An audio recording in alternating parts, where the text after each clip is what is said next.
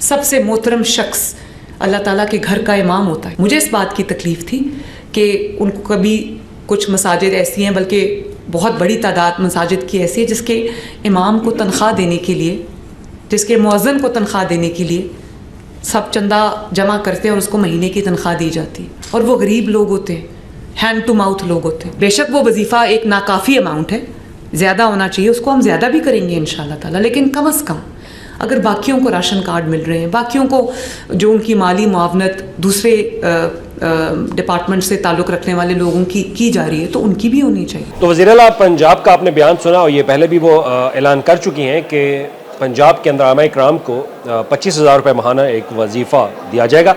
और इस टाइपिंग के ऊपर मुतअद्दिद बार कुछ लोगों ने तनकीद भी की कि ये बहुत कम है, लेकिन बाज़ हल्कों ने यह भी कहा कि देर आए दुरुस्त आए, लेकिन एक अच्छा फ़ैसला था कि आमा इकराम को 25,000 रुपये का अगर वजीफ़ा दिया जा रहा है तो ये बेहतर है। सवाल ये भी आ रहे हैं कि इसका तरीक़ाकार क्या होगा, कि आमा इकराम को कैसे उनकी रजिस्ट्रेशन जो है वो की जाएगी, कौन सी मस्जिद का इमाम इसके लिए अहल होगा।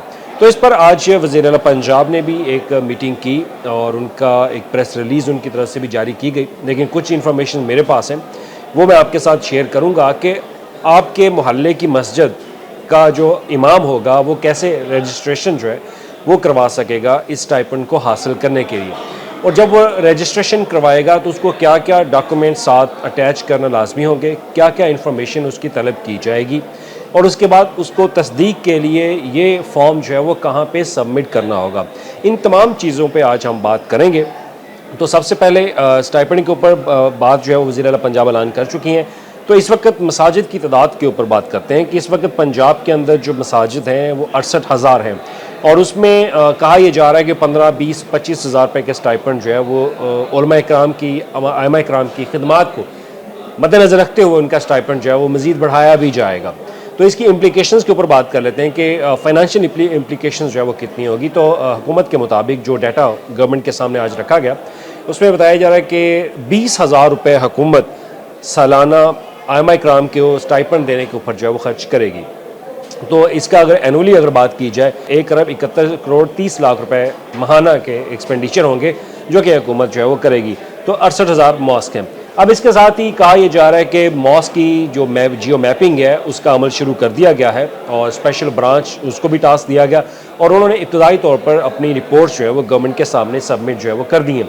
और इसमें जो मसाजिद हैं उनकी तादाद के बारे में, उसमें कितने सेक्टर हैं, तो अहले सुन्नत बरेलवी की जो मसाजिद है उनकी तादाद है 45,000, अहले सुन्नत देवबंदी उनकी मसाजिद की तादाद है 14,283, अहले हदीस 5,891, अहले तशीद 3,097 उनकी मसाजिद हैं, और इनमें 56,000 का डाटा जो है वो जियो टैग कर लिया गया है। और इसके बाद number of mosque with picture taken जो है वो 40,000 हैं, और इसमें number of mosque with NOC from DMC वो 5,328 हैं।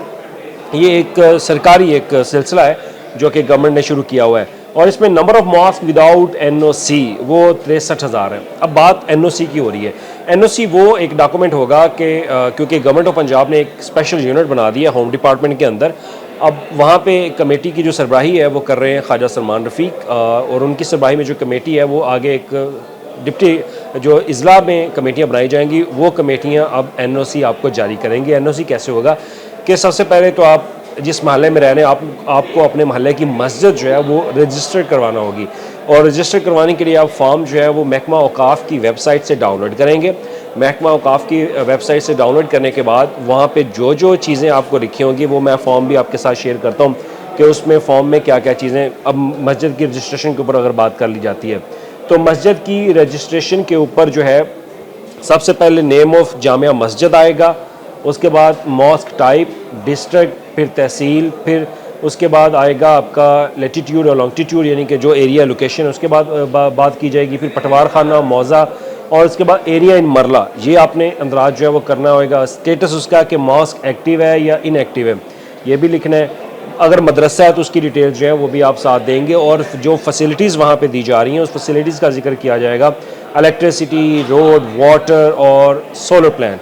तो इस तरह की इन्फॉर्मेशन जो है वो आपसे मांगी जाएगी, उसके डेस्क और उसके ऊपर रिमार्क्स। तो ये रजिस्ट्रेशन फॉर्म है मस्जिद का, ये आप सबमिट करेंगे, और सबमिट करेंगे आप जो एक डिप्टी कमिश्नर या असिस्टेंट कमिश्नर की सरबराही में जो कमेटी बनाई गई होगी वो, वो कमेटी जो है वो इसको फाइनलाइज करेगी, और वो फाइनलाइज करेगी तो उसके बाद ये आपकी सबसे पहले मस्जिद रजिस्टर होगी। और मस्जिद के बाद बात कर लेते हैं इमाम मस्जिद की। तो इमाम मस्जिद की रजिस्ट्रेशन जो है वो कैसे होगी? तो इमाम मस्जिद के लिए जो रजिस्ट्रेशन फॉर्म निकाला गया है महकमा औकाफ की तरफ से, उसमें सबसे पहले उनका नाम होगा और उसके बाद उनका CNIC होगा। CNIC के बाद जो है उनकी डेट ऑफ बर्थ जो है वो भी लिखनी होगी। ईमेल एड्रेस है तो वो भी, डोमिसाइल पंजाब का, नेशनैलिटी, ये तमाम information, community, religion, sector, branch code, अगर बैंक है तो आपका उसका bank account number, branch code, और उनकी दीनी जो है एजुकेशन है वो लिखनी लाजमी है। और उसके बाद उनकी जो दूसरी जो एजुकेशन है वो लिखनी लाजमी है। तो दो एजुकेशन सिस्टम है, एक तो हमारी जो दीन के हवाले से हमारी एजुकेशन है वो लाजमी लिखना होगी इसमें।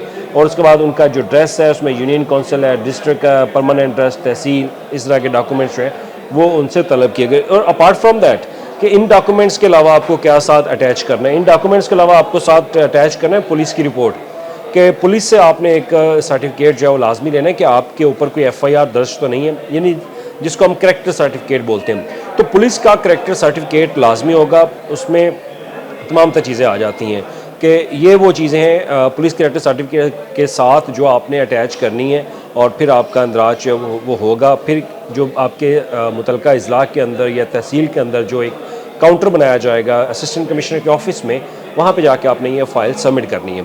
और फाइल सबमिट करने के बाद फिर मुतलका जो असिस्टेंट कमिश्नर जिसकी सरबराही में कमेटियाँ बनी होंगी वो इसकी वेरिफिकेशन करेगा।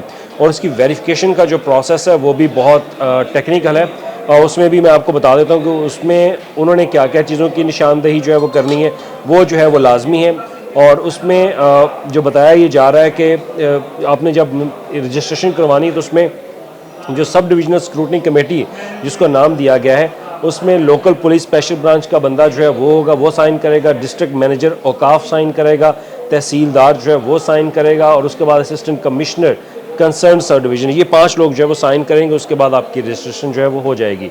और उसके बाद बात कर लेते हैं कि अब इनमें कौन सी मसाजिद शामिल नहीं हैं। आज वज़ीर आला पंजाब ने भी मीटिंग जब ली तो उन्होंने कहा कि वो मसाजिद इसमें शामिल नहीं होगी जहाँ पे 5 वक्ती बाजमात नमाज नहीं होती होगी।